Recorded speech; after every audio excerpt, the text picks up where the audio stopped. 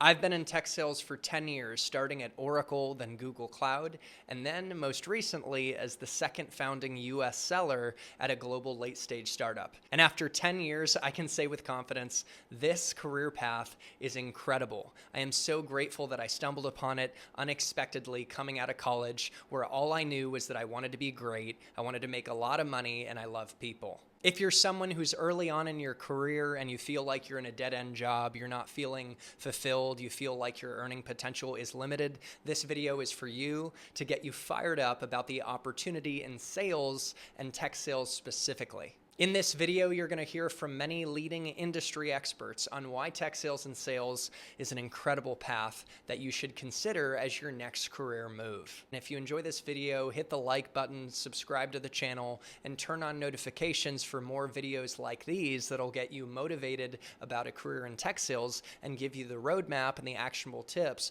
to make it happen and launch your six-figure tech sales career. All right, let's get fired up about tech sales.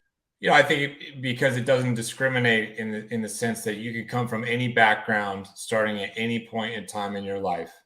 And the better you do, the more you earn, the more successful you will be. And there's actually not a lot of professions like that. My brother was an engineer, is an engineer, and years ago, I remember him complaining, saying that no matter if the work that he did was better than the next person, they got paid just as much as he did. And he didn't get paid more if he got more done and this kind of thing. And that never made sense to me, right? And so you can start right now, wherever you are. You can leave whatever profession you're in.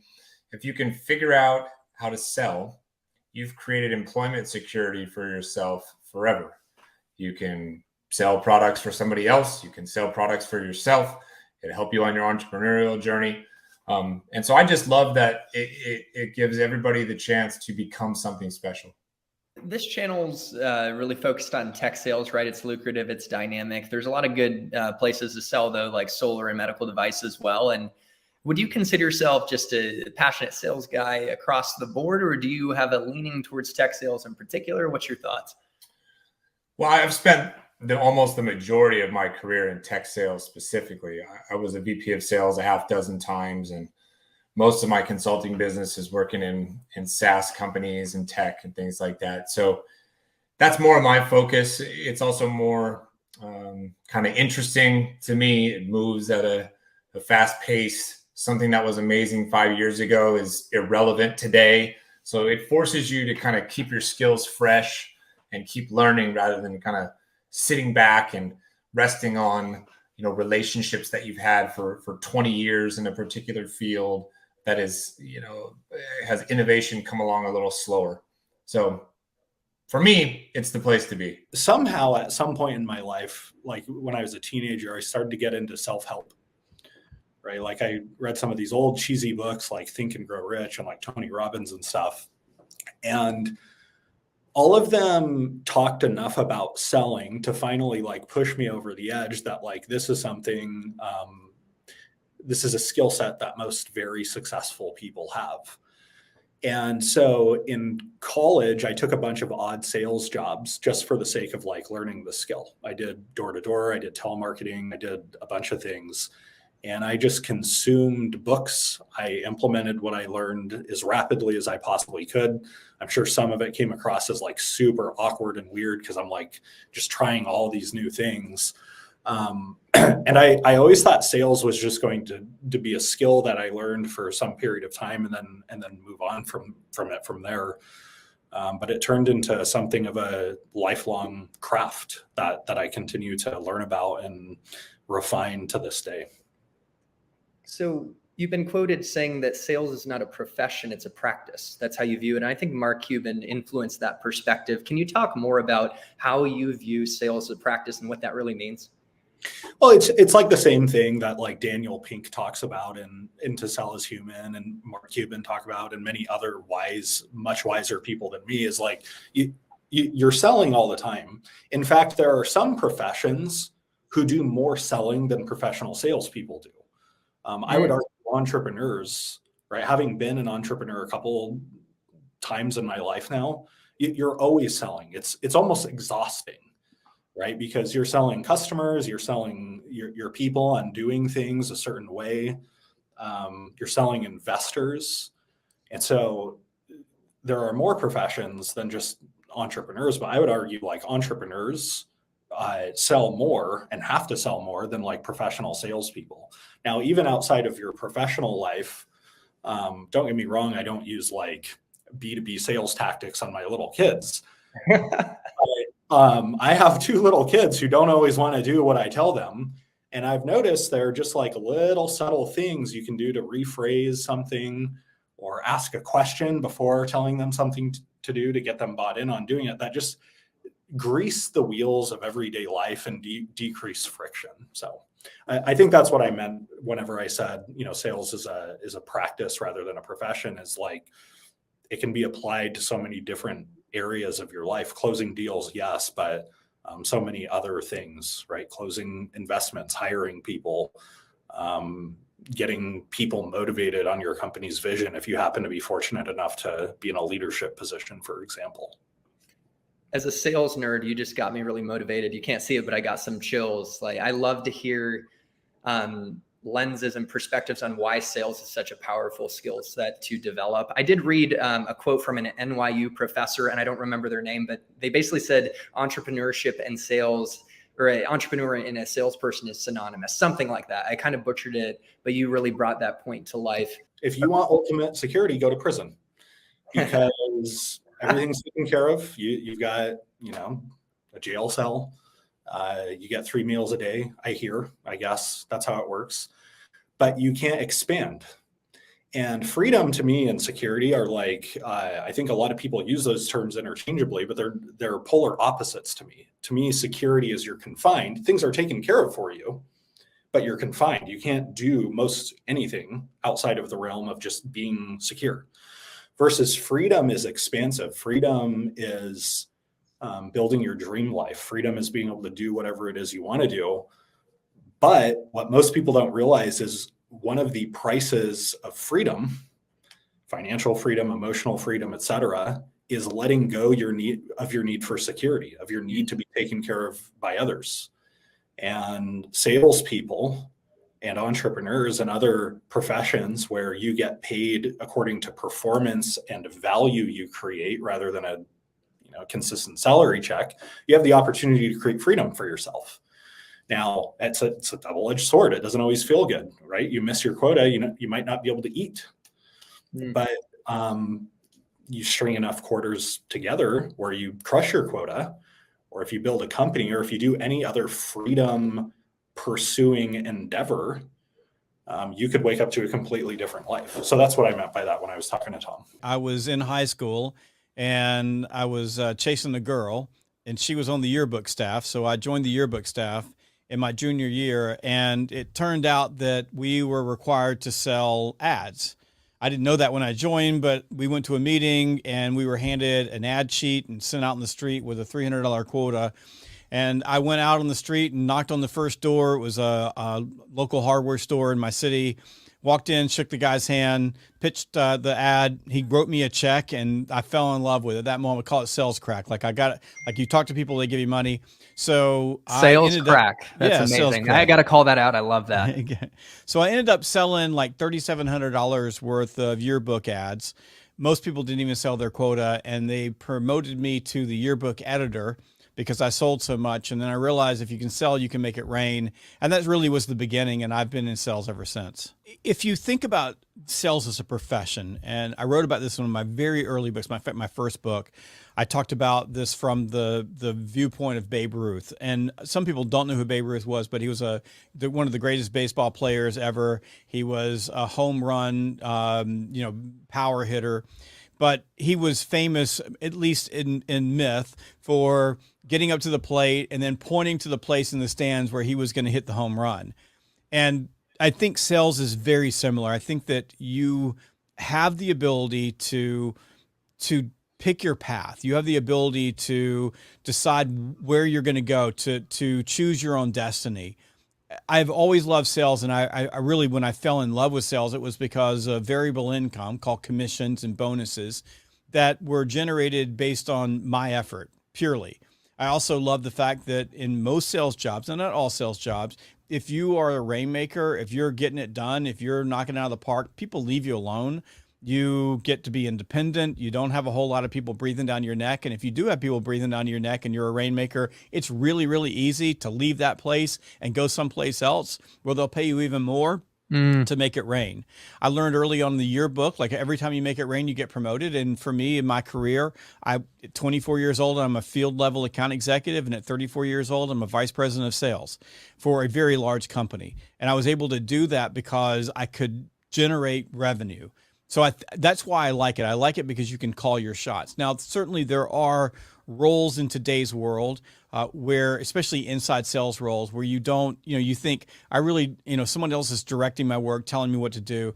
That's cool. I get that. But even in those roles, when you are the top level salesperson, and I've got a lot of inside sales teams that we train, those top level salespeople have a lot of freedom. Like one of the freedoms is they can work from home. One of the freedoms is that they can choose their hours because the company doesn't really care about what they do. The company cares about what they produce. That for me is why I love the profession. There was a point in my life when I was a national account executive and I might have been working hard 15 hours a week, but wow. I knew the role. I was the number one national account executive year in and year out. Like I got up on stage, took the trophies home, but I knew I had a system. Sales is a methodology. If you can run your system and run your methodology and you manage your time very, very well, so the time you're spent is with customers, you can make a lot of money. I made a lot of money doing that, and nobody messed with me. Nobody, said, "Why, you're only working 15 hours a week." Most people knew that I wasn't killing myself, but I was able to make it rain. And it wasn't like a give me. It was I was out finding new business, turning it around, bringing it home. That to me is where. That's why I can't. There's no other profession in the world where you can do that. I have a community of enterprise sellers. We're about 110 members right now. And let's say 5% of them have or are making $1 million a year. Unreal. One of them has made in a single year $1.8 million. Holy cow. And the biggest check that I've ever heard of, I'm not saying it's the biggest ever, but it's the biggest check that I've ever heard of, was an enterprise seller at Salesforce who did the biggest deal of their history at that point. I don't know if it was 2013 or 12 or 13. He got a check for $4 million. So those are the data points that I have, right? They're few and far between, but that's what's possible. You can go to RepView is a great source. You can look at what the most kind of the outliers are in the top companies in the category. Rep compensation is a great place to look. I mean, Jamal, that even expanded my horizons because I had a mentor at Oracle that he was so funny. He'd flash his W-2. He made $1 million a year. I saw a girl make $2 million at Google Cloud on my team in the corporate space. It wasn't even the enterprise. They're still big companies, but $8 million, that even expanded my horizon. So thanks for sharing. It's kind of fun to think about what's possible. And guys, by the way, Jamal has closed MegaDeals. I should have flashed this earlier. I got the book. I'm checking it out. You should too. It's linked in the description. Oh, I often say sales is the greatest career on earth. It has the lowest barrier to entry and like one of the highest ceilings. I often say you can get paid like a doctor, but you never have to cut anyone open. Definitely the people. Like you just get to work with characters, and that's always been a lot of fun. Like it's a unique culture. It's a unique part of an organization, and I probably because of the reason that it has such a low barrier to entry. Anyone can be a salesperson, that it attracts the strange, which I happen to love. One of the philosophies I have when hiring is to try to hire characters, people who are a little strange, a little goofy. And that's what I love about it. So I love being around those people. There's something special about a sales team where everyone's so different, has their own little quirks, and they're still able to get along and kind of march towards a common goal. So that's probably the funniest aspect. Of course, like, it can be hilarious when you're cold calling. You have to interact with people who don't like getting cold called and stuff like that. But just the people make it really fun. I think too often sales gets a bad rap, and people sort of begrudgingly take on a sales career thinking that they're doing something smarmy or something that is, not a great station to be in life. And it couldn't be further from the truth. So that's my mission. That's what drives me. I want people to understand that the skills that you build in a sales role, in an SDR role, are enduring skills that last a lifetime. And whether you want to pursue sales for the rest of your career or whether you want to go into something related but different like I've done, the foundational skill set is there for you. What are some of the qualities that, the skill sets that being an SDR and being in tech sales teaches you that lend themselves most useful to things like entrepreneurship and living your best life? What are some of those key skill sets? Oh man, where to start? The way you work and the way that you can be successful. The beautiful thing about sales is that it's a race against yourself. Like, it's how much do you want to put into it, and that's why so many former athletes do so well in a sales role, is because they have that intrinsic motivation to constantly want to challenge themselves and find ways to improve. And that mindset, knowing that there's always something you can do better, that's key to any sort of career that you want to pursue. There's an interesting sort of distinction that a lot of top CEOs and venture capitalists will think about, where the distinction is between the person who is a know-it-all and thinks that they've got it all on lockdown, and somebody who is a learn-it-all and is in a constant state of learning. And the latter group of people are the most successful group of people. Every billionaire on the planet is a learn-it-all. And that's what sales forces you to become. It forces you to be somebody who's constantly inspecting their own process, looking at what's working, being really critical, and holding yourself accountable to what's not working and to improve. And so that mindset is enduring. That mindset sticks. And there's a bunch of other things that we could talk about, from time management and organization and communication skills and the rest of it. But really, it's the mindset and it's the individual accountability that, for me and for so many other folks who I see graduating out of SDR and sales ranks, that's what sticks with them. And that's what makes them successful in the long term. You have to have something in life that recharges your batteries. You have to have something in life that the work that you do is in pursuit of. If you don't have that thing, then it makes me worried that you're going to burn yourself out. You need to have an outlet. And this is the coolest thing about tech sales, is that it allows you in many respects to be the master of your own schedule, the master of your own time. And you get to fold in those things outside of work and have the right integration of work and life. And so that's the thing that's so important. And for some people, it's very different. For people like I'm a runner. I run almost every day. If I didn't take the time to do that, to disconnect from technology and screens and things like that, I'd be ruined. I'd be in a terrible mood every day. It'd be awful. But I have the capability of controlling my own schedule, of finding an outlet for myself, of recharging my batteries and energizing myself doing something that I love. And I get to do that every day. That's cool. The reason we are so focused, Chris and I, in this conversation, so focused on writing, is because writing well and writing clearly is thinking well and thinking clearly. It's very, very important that you learn this skill of writing, because it means that you're able to take complex concepts and put it into a 50-word package. That's really hard. And so the more you hone this skill, the better and better you get at it. Now, of course, the better writer you're going to be, but you're going to be better on the phone. The reason I can come up in this meeting with you right now, Chris, and speak extemporaneously is because I'm so well practiced in all of these topics that we're talking about, because I've sat and thought deeply about them and written about them for years. So all this stuff that I'm saying is not just off the cuff. This is 10 years of experience plus at least 3 solid years of thinking about this and writing about it every single day. So that's what it allows you to do. And again, going back to how we started the conversation, the skills that endure, the skill of writing as a salesperson, as an SDR, it will stick with you forever. I get compliments internally about the emails I write, the Slacks I send, that I don't even think twice about it. I'm like, what are you talking about? But I think about it, I'm like, oh yeah, I took a complex concept and made it simple. Took it from a 500-word, dense 1-page Google Doc and made it 3 bullet points. And that's what this allows you to do. So that's why writing is so important. I think no matter what job you're in or what you choose to do, you are in the business of selling. Sometimes it's just your ideas. If you're an employee working for an employer, And sometimes you have an idea that you want to implement in your company. You have to sell your idea.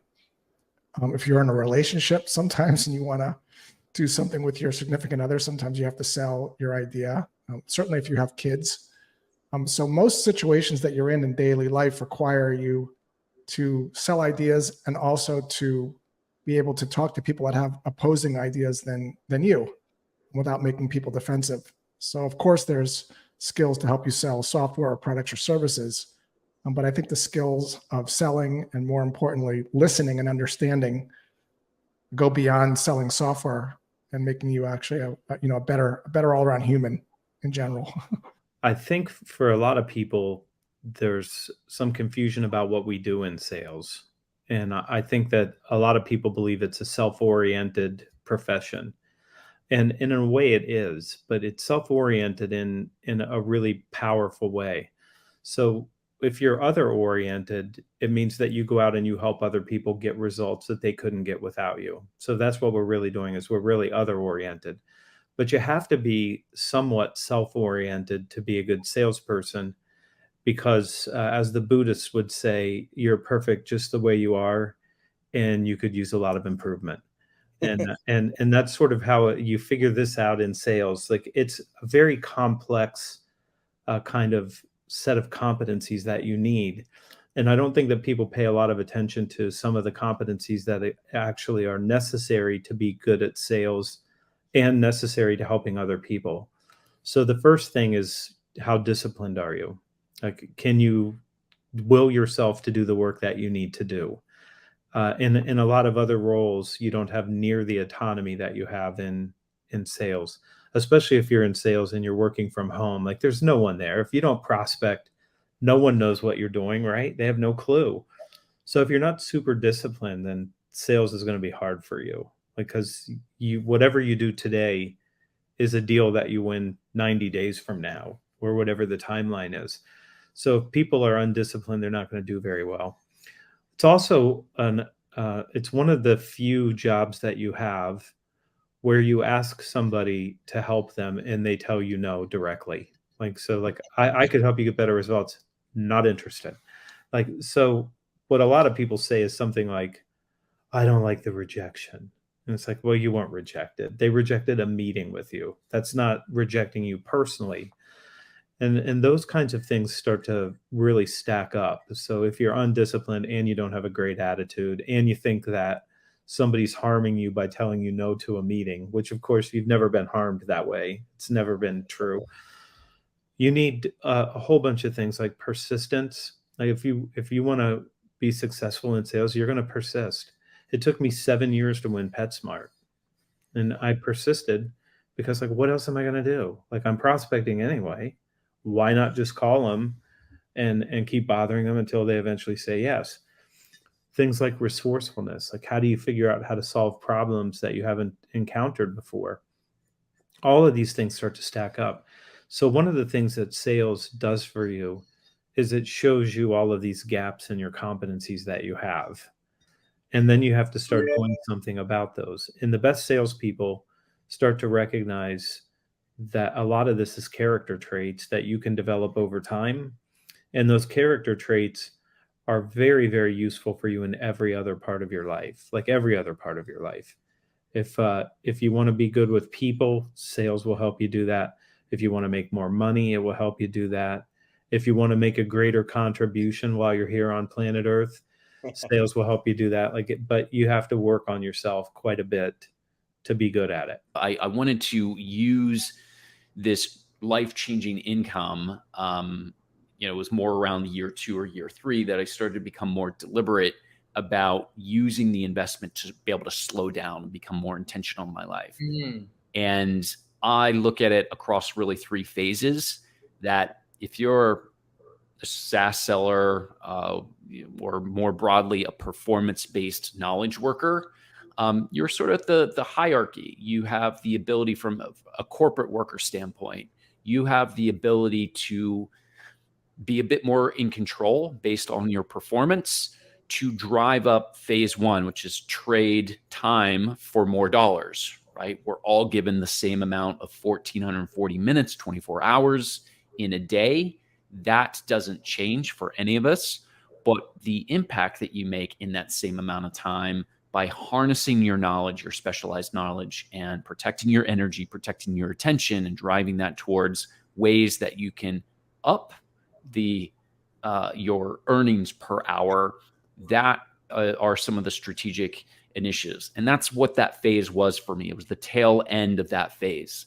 Most of us enter the sales corporate world after maybe having a non-knowledge work-based role, growing up in high school, or we get into things like retail or whatever it is, where it's just learning in that role, to eventually then getting into more of an apprenticeship of learning how to harness our knowledge and acquire specific skills. And then we can apply those skills.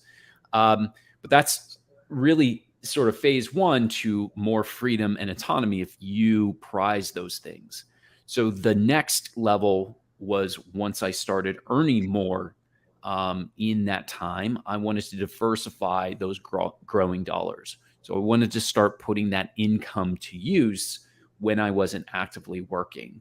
And some things I invested in a property in Chicago. As COVID hit, everybody was leaving urban cities, and it was a good time to invest. Fell in love with Chicago. Chicago's a lot less expensive than the likes of New York or San Francisco. Don't tell me you're a Bears fan. I'm a Packers. No, okay. No, I'm just kidding. yeah.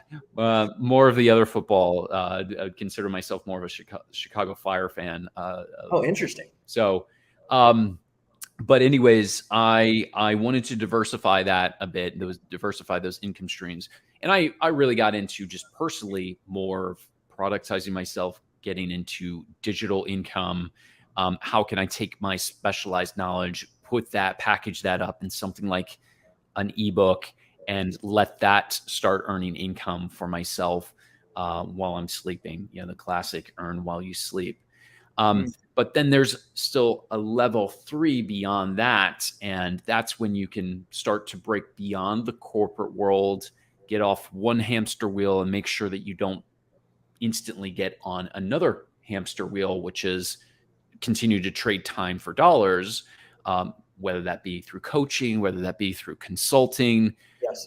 That's usually the classic approach. And it's an honorable approach. But again, if you're more deliberate about freeing up your time and slowing down, I wanted to get multiple income streams running so that I wasn't in that vicious cycle. Because again, we have the same amount of limited time. How do I make the biggest impact in that time? And so for me, I just got really interested in creating content, digital products, and starting to use the power of AI and use the power of content creation, the power of this new economic world, the creator economy, to share that knowledge and productize my knowledge so that other people could take advantage and my impact could actually scale without having to trade time for dollars. So those are sort of the 3 levels and progressions that I went through. Why is now still, a good time to get into technology sales? Yeah. SaaS business, software as a service, is still a high margin business.